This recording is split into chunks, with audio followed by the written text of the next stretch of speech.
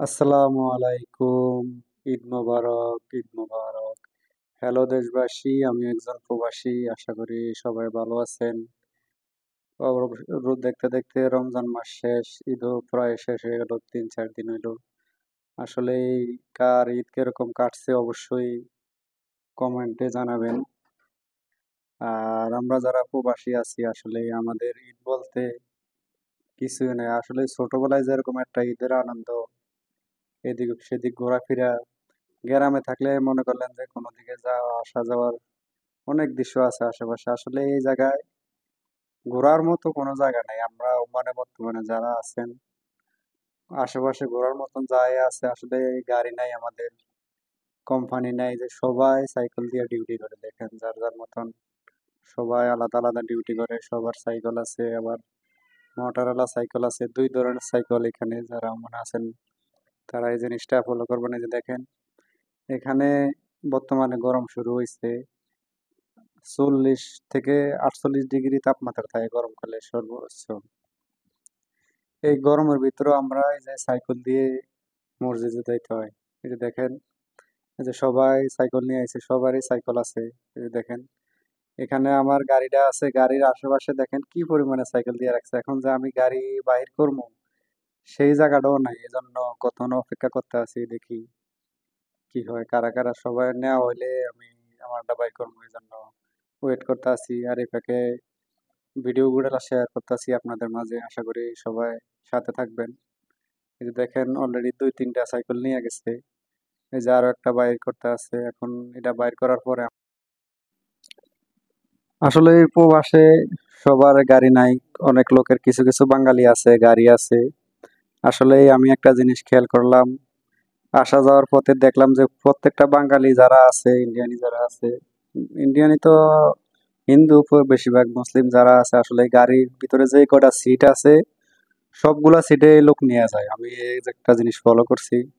আর এই জন্য নিয়ে যায় যে সবাই সাইকেলে যায়, আর যদি আমি একটা গাড়ি নিয়ে একা যাই মসজিদে, আপনার দেখা গেছে একা এত গেলাম আর 4টা 5টা সিট খালি গেল। এই জন্য মনে করলেন যে রুমের আশেপাশে যদি রুমে কোথায় যে লোকের গাড়ি আছে সে একা যায়, আর না হয়তো আশেপাশের লোক ডাইকে নিয়ে যায়। বেশিরভাগ আমি প্রবাসীকে এই জিনিসটা আমি ফলো করছি, যারা আছেন অবশ্যই বুঝতে পারবেন।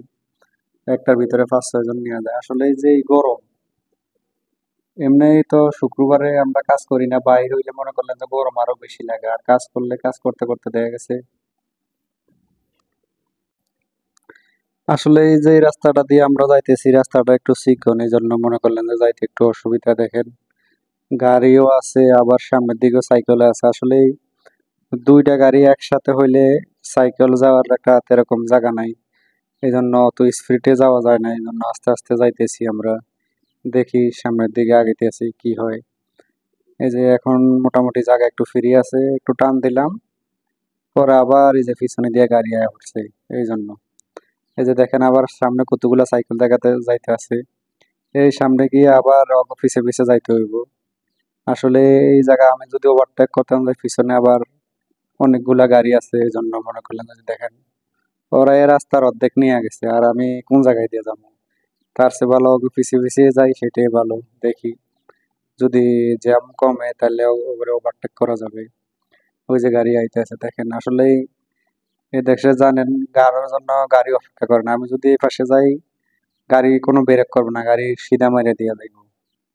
এই জন্য এই দেশে ওভারটেক করতে হলে চিন্তা ভাবনা করে যাইতে হবে। ওই যে দেখেন এখন আমরা আরেকটা মোড়ের ভিতরে আইছি, এখন এই জায়গা দিয়ে যাইতেছি। এই জায়গার রাস্তা একটু বড় আছে, চড়া আছে রাস্তাটার পাশে। আসলে এই জায়গা দিয়ে আবার রাস্তা একটু ভাঙাচোরা, এই জায়গা দিয়ে আবার বেশি স্পিডে চালানো যায় না। এই যে দেখেন রাস্তা একটু খারাপ এই জায়গাটার।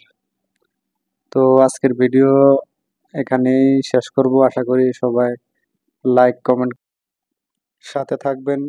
যারা এত এই পর্যন্ত আমার সাথে আছিলেন তাদেরকে অসংখ্য ধন্যবাদ পুরো ভিডিওটি দেখার জন্য। আশা করি চলার পথে সবাই ভালোভাবে চলবেন, সুস্থ থাকবেন, ভালো থাকবেন ইনশাল্লাহ, এই কামনা করি সবাইকে। আল্লাহ হাফিজ।